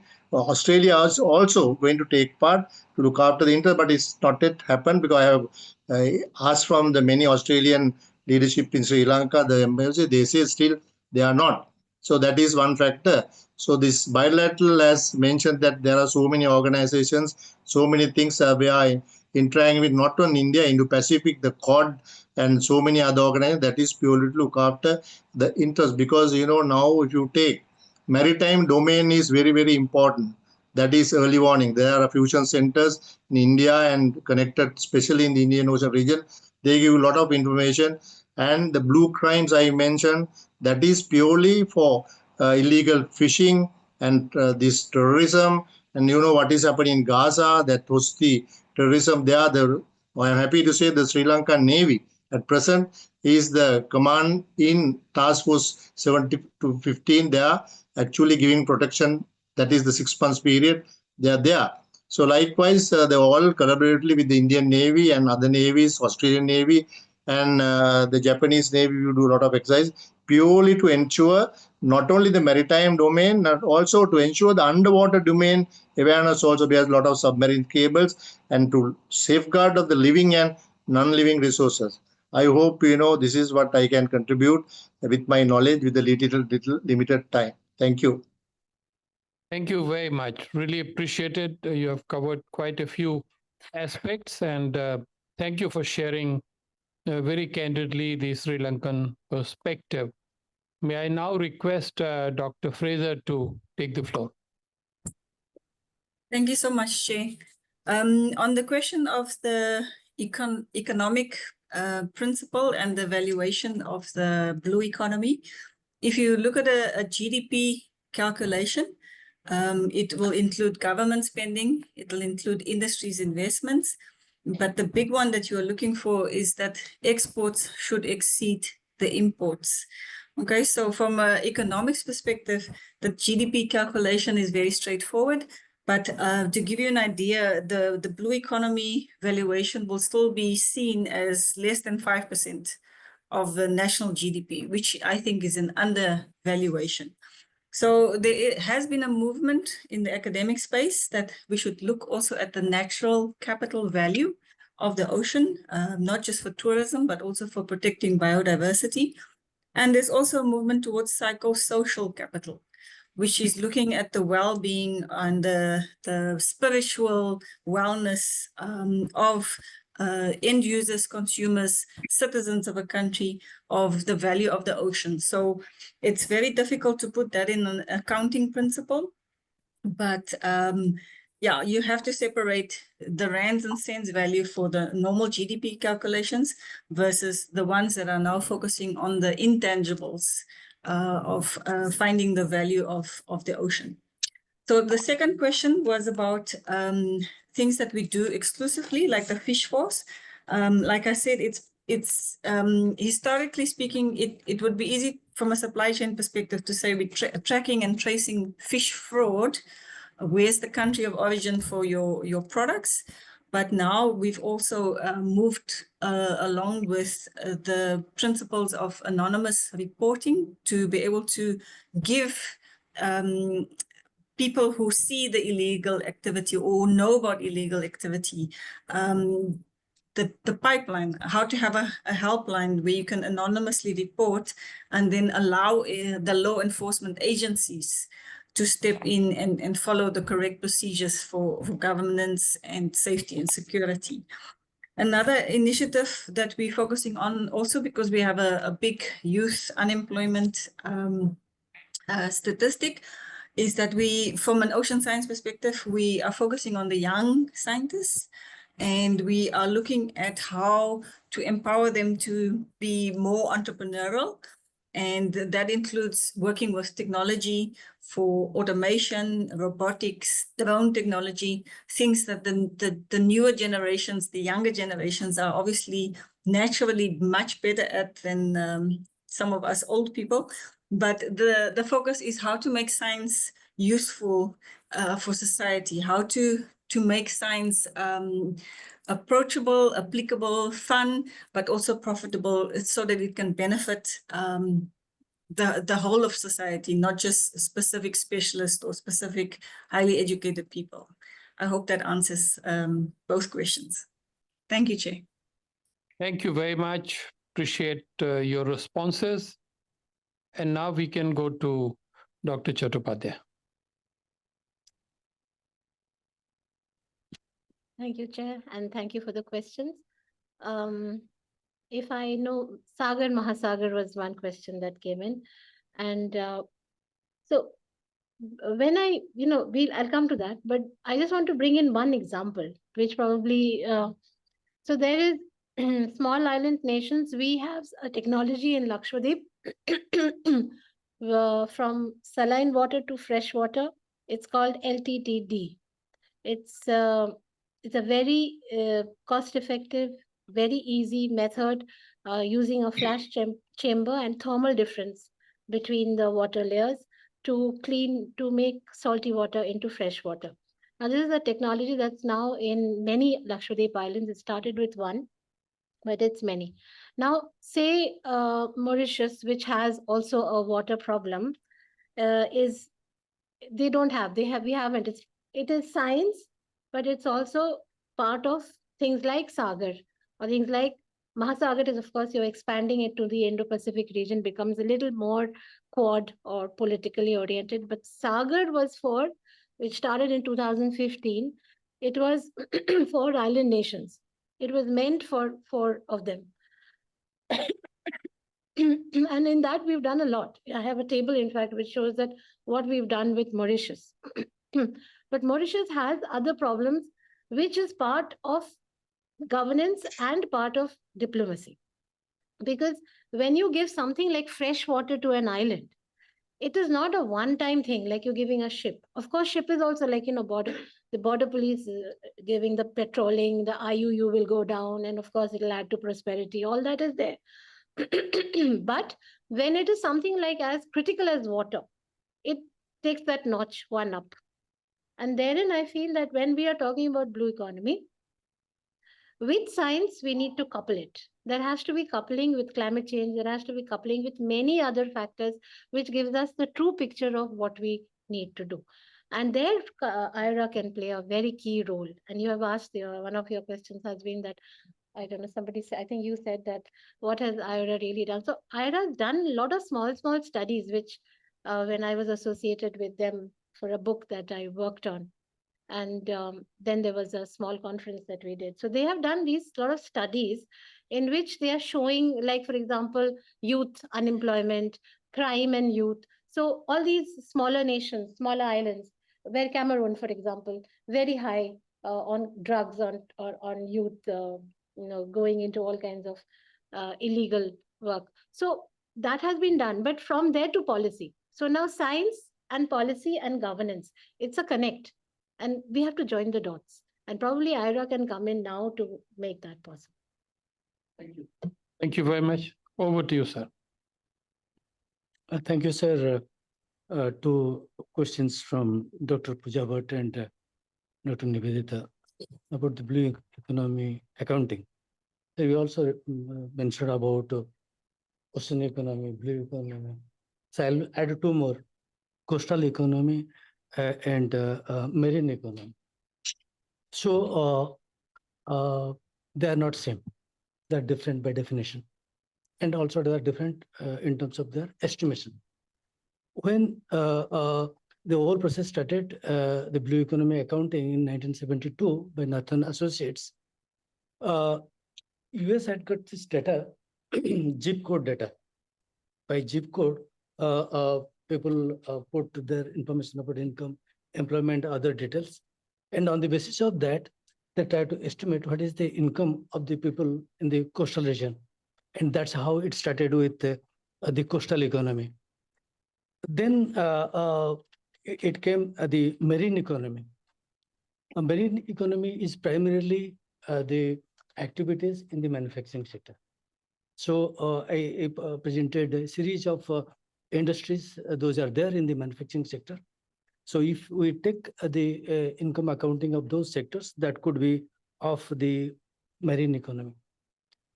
Ocean economy and blue economy, the ocean, all activities in ocean is ocean economic part. But anything beyond ocean, whether it is activities, ocean-related activities in the hinterland, if you add, then that can also be part of blue economy. For example, crude oil we are getting from land and also getting from Bombay High.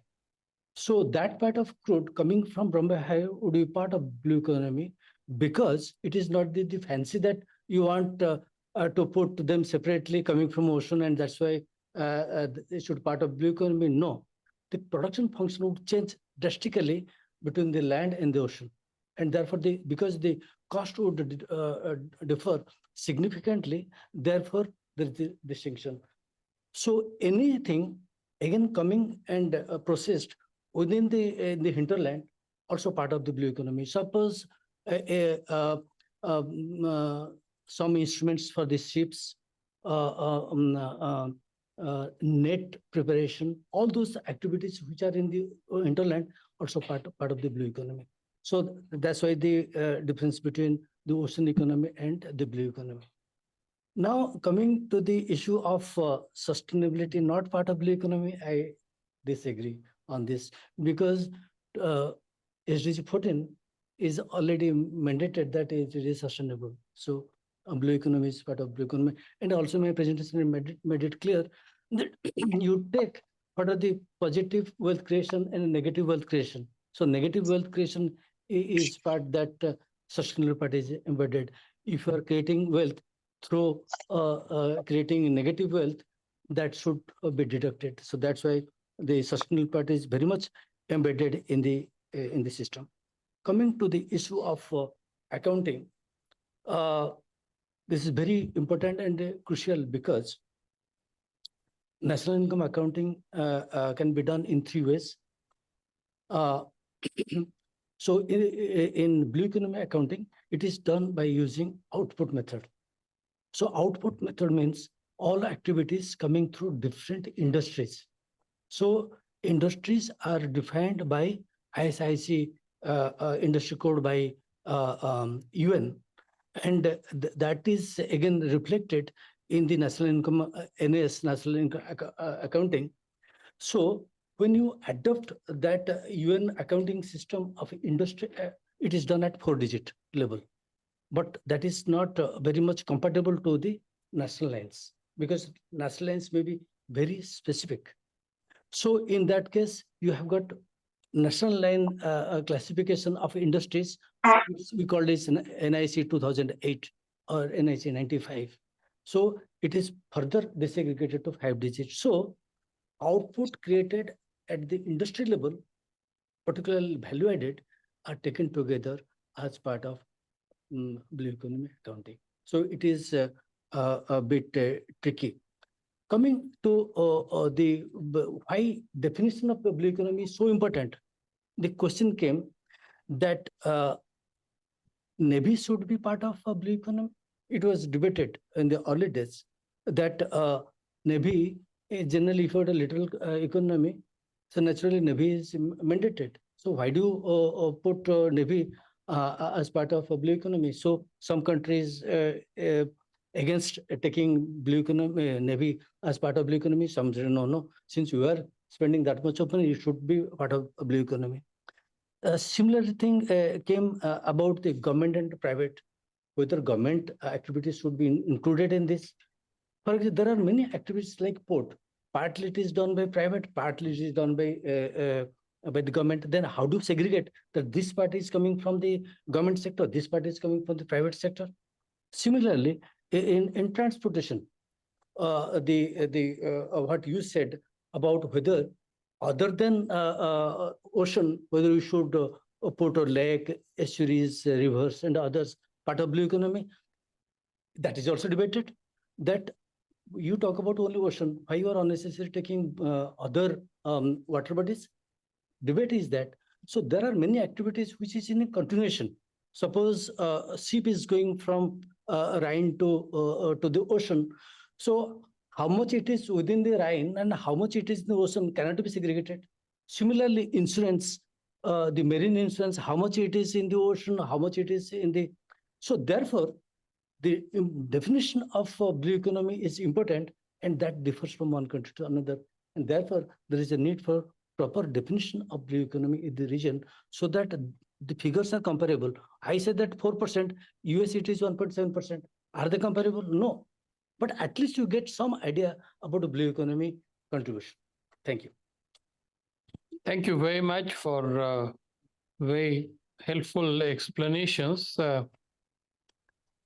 Considering that this is the audience, I presume, largely of IR students, probably, to my mind, the most interesting question, or one of the most interesting questions, was the first one, which invited us to reflect on the elevation of the doctrine Sagar to the vision of Mahasagar. This really opens a lot of gates for thinking and debate. It is for political leaders to give a vision or a mantra. It is for us, the think tankers, to sit down and work it out, not only in theoretical terms, but also in practical method. We all know how Sagar was born back in 2015. It was in Mauritius. And clearly, it was referring specifically to the Indian Ocean. There was no doubt and no debate on that. And it said security and growth for all in the region. That was the basic thing. It was pretty simple and a straightforward thing. It meant that Indian Ocean is important to India, and India is going to play various roles as first responder and a critical pivotal player in the region. 10 years later, we now have the Indo-Pacific concept, which was started to be born around the last decade, but it really picked up momentum after IPOI initiative came into the picture. And we began to very much believe that there is a fundamental interlinkage between the Indian Ocean and the Pacific Ocean. And yet, and this I share with you, I recently posed the question to a former Navy chief of India. And I asked him whether now Indo-Pacific is more important than the Indian Ocean. And he said, this is not a correct perception. He said that from the beginning to the end, the last 2 or 3 decades, Indian Ocean is the ocean of primary interest to India. Indo-Pacific strategy is designed to subserve that fundamental outlook. So when we now talk of Mahasagar, it seems to me that the reference is to Hind Mahasagar largely. Hind Mahasagar in Hindi is the Indian Ocean. But importantly, the mention by the Prime Minister when it was elaborated was holistic and mutual development for all across the regions. So this is another interesting implication that we need to develop. And I think it's a challenge to scholars to sit down and study, and particularly study some of the important statements Prime Minister has made on his maritime vision, on his blue economy vision, on the 2030 strategy. Then only you will be able to really develop a theory which might be acceptable across the board. So thank you very much for asking some very penetrating questions. There were 10 questions, as I mentioned, and our panelists have done an excellent job, not merely in terms of putting across their view, but also answering your questions. So may I, in the end, invite all of you to express your appreciation to our panelists. Thank you.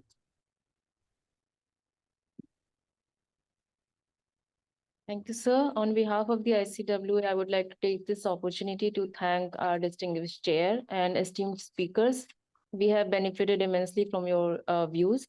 My special thanks to the audience for their valuable participation.